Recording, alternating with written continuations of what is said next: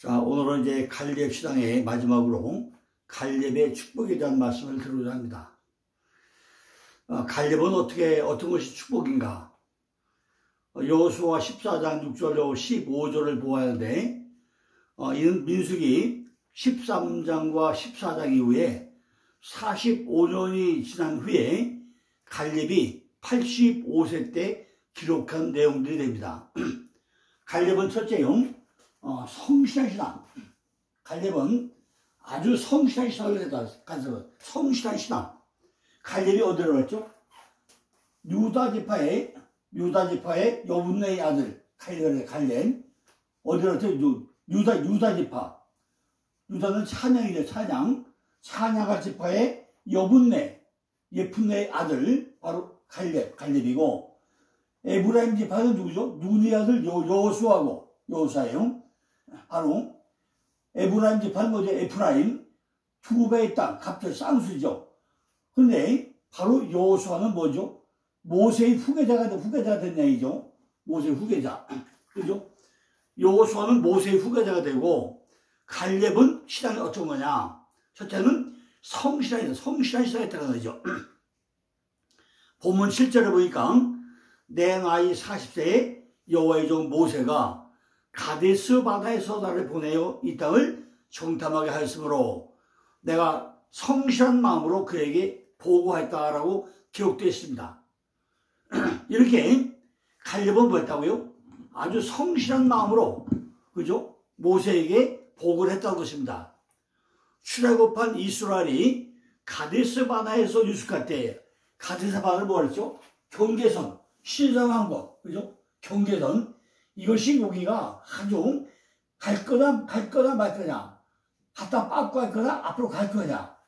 에시온geb에서 왔다가, 에시온에서 가데스 바다에 왔다가 다시 에시온에 와가지고 올라가는데, 갈 거나 말 거나 우리가 경계선, 거기 경계선이 있었는데 우리는 어떻게 할 것이냐. 그런데 출애굽한 이스라엘이 가데스 바다에서 유숙할 때 하나님이 지시해 가지고 모세는 각 지파 중에 한 사람을 택해가지고 몇 명? 12명의 정탐꾼을 택해두고 했잖아요. 이때 갈렙은 유다 지파의 대표로 선출되었다고 했죠. 유다 지파. 그 다음에 눈의 아들 여호수아는 어디요? 에브라임 지파라고 했죠. 그런데 갈렙은 어땠다고요? 내가 성실한 마음으로 모세에게 보고를 했다고 나옵니다. 약속의 땅을 탐지하고 돌아온 정탐꾼 중에 10명은 민수기 13장 32절에서 그 땅을 악평했다고 나오죠.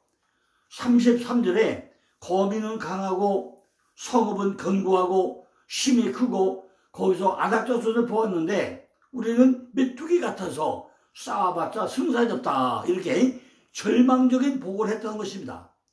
그러나 갈렙의 보고는 완전히 달랐다는 거죠.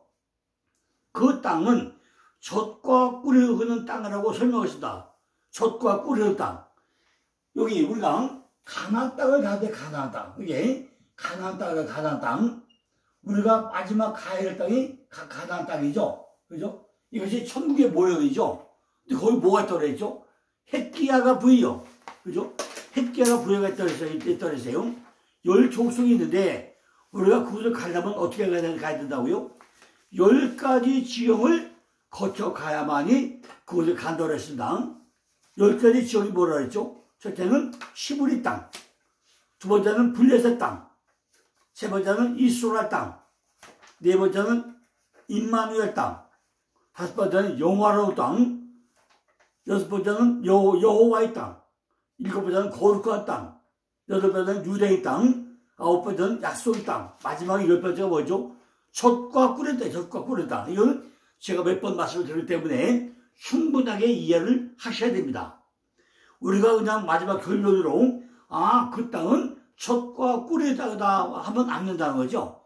반드시 젖과 꿀의 땅에 가기 위해서는 10단계를 거쳐 가야만이 마지막 10번째 단계가 젖과 꿀의 땅이 되는 것이지, 사닥다리를 첫 번째 사닥다리를 거치고 올라가야 되는데 거치지 않고는 절대로 갈 수 없는 땅이 젖과 꿀의 땅으로 설명을 했죠. 그 땅을 하나님이 우리에게 주실 것이니 올라가서 취하자고 설명을 합니다.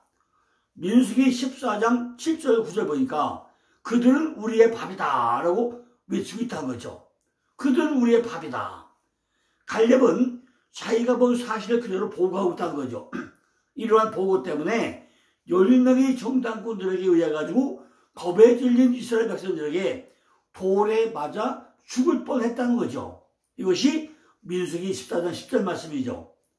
갈렙은 가나안 땅 정탐을 마친 후에 돌아와서 보고할 때 백성들이 반을 의심하지 않고 오직 하나님께 대한 그의 신앙과 확신에 따라 가지고 자신이 목격한 가나안 땅의 실정을 있는 그대로 성실하게 보고를 했다는 것입니다. 우리도 이렇게 하나님 일을 하면서 하나님이 보고할 때, 누구의 보고할 때도 어떻게 하죠? 성실한 마음으로 보고를 해야 된다는 거죠. 갈렙은 자신에게 손해가 되어도 하나님의 말씀에 입각해가지고 사실을 사실대로 보고를 했다는 것입니다. 사도행전 4장 19절 20절에 보니까 하나님 앞에서 너희 말 듣는 것이 하나님 말씀 듣는 것보다 옳은가 판단하라. 우리는 보고 들은 것을 말하지 않을 수 없다. 이렇게 말씀하고 있다는 거죠. 이것이 곧 우리가 가져야 될 신앙이 첫 번째 기본이라는 것입니다. 뭐라고요? 우리는 성실한 신앙을 가져야 된다는 거죠. 생명의 위협 앞에서도 보고 들은 것을 그대로 말할 수 있는 아주 상다운 신앙, 성실한 신앙, 그걸 우리가 가져야 된다는 거죠. 이것이 신앙의 사람이 아주 기본이 되어야 된다 그 얘기입니다. 두 번째는 뭐죠? 온전한 순종의 신앙, 순종의 신앙. 아주 온전하게 순종의 신앙을 가져야 된다는 거죠. 여호수아 14장 8절 보니까 나와 함께 올라갔던 내 형제들은 백성의 간담을 놓게 했으나 나는 하나님 여호와께 충성했다. 충성. 오직 온전하게 순종하는 신앙이 필요하다는 거죠. 갈렙의 이 말은 자기 교만에서 나온 것이 아니라 과거의 일을 그대로 알고 있다는 것입니다. 민수기 14장 24절에 보니까 하나님께서 오직 내 종 갈렙은 그 마음이 그들과 달라서 나를 온전히 쫓았은즉 그의 갔던 땅으로 내가 그를 인도하여 들리니 그 자손이 그 땅을 차지하라고 말씀하신 그 말씀에 근거해가지고 고백을 하고 있다는 것입니다. 이런 그의 고백은 결코 자만심에 의해서가 아니라 하나님의 뜻에 성실히 순종한 그런 신앙을 가진 자로서 자기 표현을 하고 있다는 것입니다. 여기서 온전히는 충만하다, 만족시다는 뜻인데 온전히 쫓았다는 말은 하나님께서 만족하실 정도로 충분히 그분의 뜻에 순종했다는 의미를 가지고 있습니다. 오직 여호와의 뜻을 충실히 따랐다는 의미가 되겠죠. 이것은 곧 갈렙이 하나님과 자기 사이에 빈틈이 없도록 가까이 따랐음을 의미하고 있습니다. 우리도 이렇게 예수 믿으면서 하나님과 나하고 관계가 아주 밀접한 관계, 빈틈이 없는 이런 관계가 되어야 된다는 거죠. 참된 신앙은 온전한 순종과 복종에 의해서만 이루어진다는 것입니다. 순종과 복종이 없는 신앙은 진정한 신앙이라고 말할 수가 없다는 것입니다.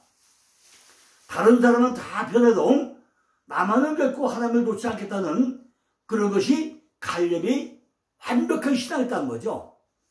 백성들이 다 하나님을 멀리 한다고 하더라도 나만은 늘 하나님을 따르며 그분과 함께 하겠다는 것이 뭐예요? 온전하게 순전한 신앙이었다는 거죠.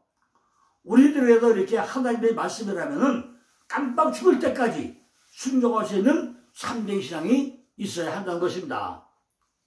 세 번째는요, 하나님의 약속을 믿는 신앙을 가졌다는 거죠. 하나님의 약속을 믿는 신앙. 여호수아 14장 9절 보니까 그날에 모세가 맹세하여 이르기를 내가 내 하나님 여호와께 충성하였은즉 내 발로 밟는 땅은 영원히 너와 네 자손이 기업이 되리라 그랬죠. 이렇게 하나님의 약속을 철저하게 믿는 신앙, 이것이 우리에게도 아주 중요한 신앙의 원칙이라는 것입니다. 갈렙은 여호와께서 말씀하신 대로 10절과 12절 말씀이죠. 거듭 언급하면서 하나님의 약속에 신앙의 뿌리를 내리고 있다는 것입니다. 민수기 14장 9절 보니까 갈렙의 외침은 아직도 변하지 않고 다시 정복해야 될 난공불락의 산지를 담대히 요구하면서 이 약속의 말씀을 45년 동안 가슴속에 품고 있었다는 것입니다.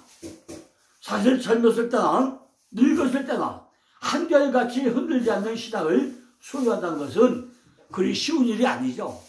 그러나 갈렙은 말씀에 든든히 서 있었다는 것입니다.